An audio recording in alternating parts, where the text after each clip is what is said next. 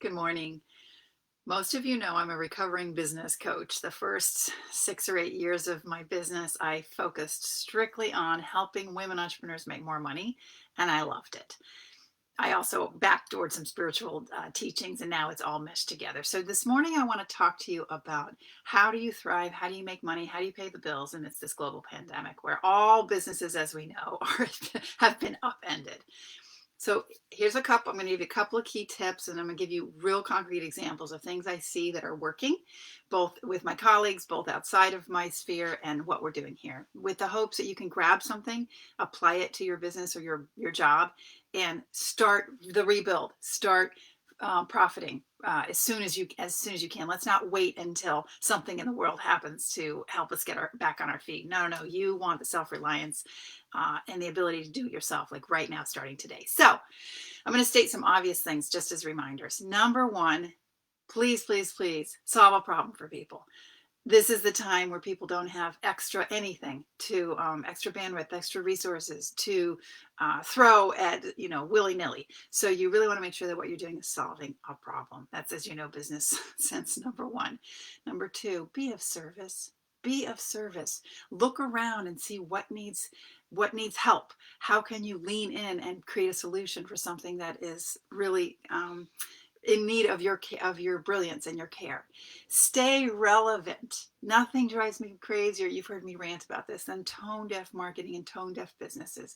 People really don't need to be focusing on, and I'm not going to name a couple of things, when they're having trouble figuring out what to do with their kids when they're home from school, or when they're figuring out, am I going to have a job at the end of the day, at the end of this thing. So stay relevant, stay tuned in. However, there's a sweet spot between staying relevant and staying tuned in, but being paralyzed. So you don't want to be paralyzed and not move. You want to find that sweet spot, that Venn diagram, where staying relevant, staying tuned in, but offering solutions is where you want to live. So, okay, so those are some general guidelines. Some examples that I've seen that are working pretty well. One was this idea of convenience stores. I heard through my research that convenience stores at the beginning of the pandemic were really kind of freaking out because, oh my goodness, nobody's going to be focusing on convenience. They're focusing on, surviving. And the tip to that group was turn yourself from convenience stores into necessity stores. Like, it's just a shift in perspective. Doesn't that make sense? Just that simple shift. Another example. I have a colleague who supports artists in getting their work into galleries and museums. Well, there are no galleries and museums right now. Everything's shuttered. So what she did was brilliant. She offered a training for artists to learn how to teach art online.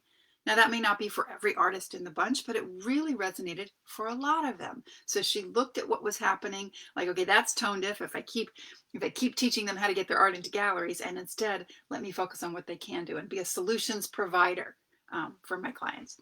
I have another colleague who is offering certification programs for coaches and healers, so that when the world sort of ramps up again, they will have some training and some methodology under their belts that they can then go out and offer their clients. So if you have something in your oeuvre that you can codify and create a course or certification out of it that helps and uplifts all boats, then that might be something you want to look at. I have a colleague that I know of who runs a med spa, like a Botox, esthetician type services. And that's not really in demand at the moment. And what she's looking at is actually converting that into IV vitamin therapy. I guess that's a thing. So instead of going for your Botox treatment, or somehow get access to vitamin therapy and build your immunities. I'm just trying to throw up as many examples as I can to get your creativity moving around. How can you pivot and take what you have? Don't throw the baby out with the bathwater. Take what you have and refashion it in a way that's going to help solve problems and then further your interests. Michael and I have been connected with a number of people who are offline only, and their businesses are just completely offline. So of course, the more you can do online, the better, but it doesn't mean just, oh my God, let me set something up and then just start doing what I was doing offline online. No, there are ways to transition and to to adapt what you were doing offline onto online platforms. And there's a lot of new technologies coming out. It's not just all Zoom that will enable you to reach your audience and connect in new ways.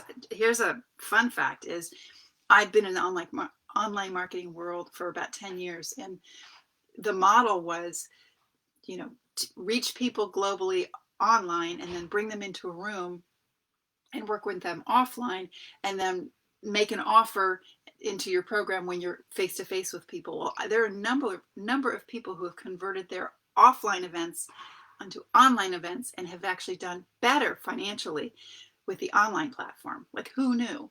So don't discount anything. Don't think, oh, there's no way this is going to transfer over.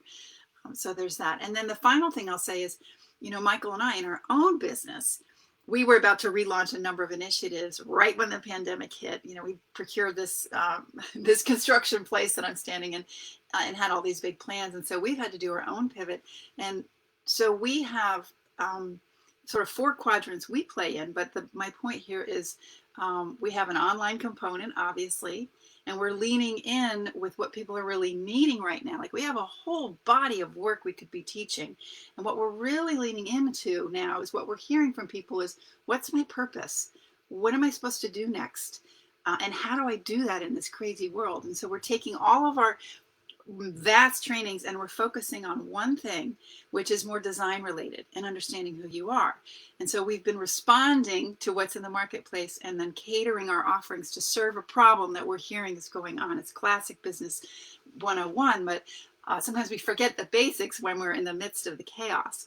And we also have an offline component, as you know, which we have this whole micro village idea. We've got an outhouse he just built. Like, oh, okay, great. But what's the problem people are really facing? So we map this this advice to our own business, and it really is the tiny home movement. So we're starting to build actual tiny homes, small cottages, because the trend is going to be away from cities, away from crowded areas, or maybe even the home office, which can be an accessory dwelling unit in your backyard with separate unit. But my point is not so much an advertisement for what we're doing, which is super cool, tiny homes and design work, but how to adapt your body of work to what's needed in the marketplace. Now, if you don't know, and you're like, I really don't know how to, pivot so that I'm relevant and I have a sustainable future, put it in the chat box and let me get my business brain on it. Let Michael get his business brain on it, because we want you to thrive. We want you to be ahead of the curve. You already are ahead of the curve because you're here, but let's take your body of work or your business or your profession and up level it, because it's got to get up level. Everything has to get up level. So those are hopefully those examples inspired you to put on your innovation hat and get ahead of the curve. So that's it for now. We'll see you next time. Peace and blessings.